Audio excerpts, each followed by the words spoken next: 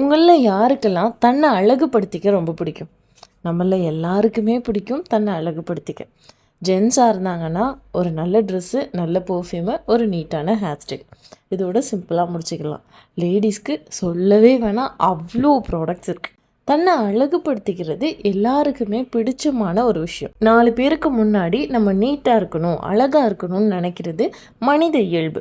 இப்போ நம்ம வீட்டில் அழுக்கு நைட்டியோடு இருந்தாலும் யாராவது வரப்போகிறாங்கன்னா எவ்வளோ நீட்டாக கிளம்புறோம். சடனாக வீட்டுக்கு யாரும் கெஸ்ட் வந்துட்டாங்க, தலையெல்லாம் செய்வாமல் அழுக்கு நைட்டியோட பழைய ட்ரெஸ்ஸோடு நின்றுட்டோன்னா, என்னடா இப்படி வந்துட்டாங்களே, நம்ம இப்படி நின்றுட்டோமேனு எத்தனை மட்டும் அதை யோசிப்போம். ஏன்? இதெல்லாம் அடுத்தவங்க முன்னாடி நம்ம நீட்டாக இருக்கணும், அழகாக இருக்கணும்னு நினைக்கிறது மனித இயல்பு.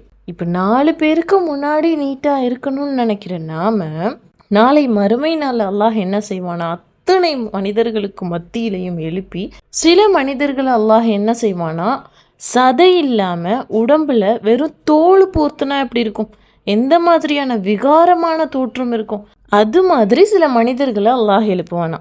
யார் அவங்க என்ன பாவம் செஞ்சாங்க, எதனால அல்லாஹ் இந்த மாதிரி மறுமை நாளில் எழுப்புறான்? சஹாபாக்கள் எல்லாம் இந்த காரியத்தை நான் செய்யவே மாட்டேன்னு எவ்வளோ வைராக்கியத்தோடு இருந்திருக்காங்க. இதை பற்றியெல்லாம் தெரிஞ்சுக்கணும் தானே. ரிலேட்டட் வீடியோவில் லிங்க் அட்டாச் பண்ணுறேன். அதே மாதிரி ஃபஸ்ட் கமெண்ட்லேயும் லிங்க் கொடுக்குறேன். கண்டிப்பாக ஓப்பன் பண்ணி பாருங்கள். அஸ்ஸலாமு அலைக்கும் வரஹ்மத்துல்லாஹி வபரகாத்துஹு.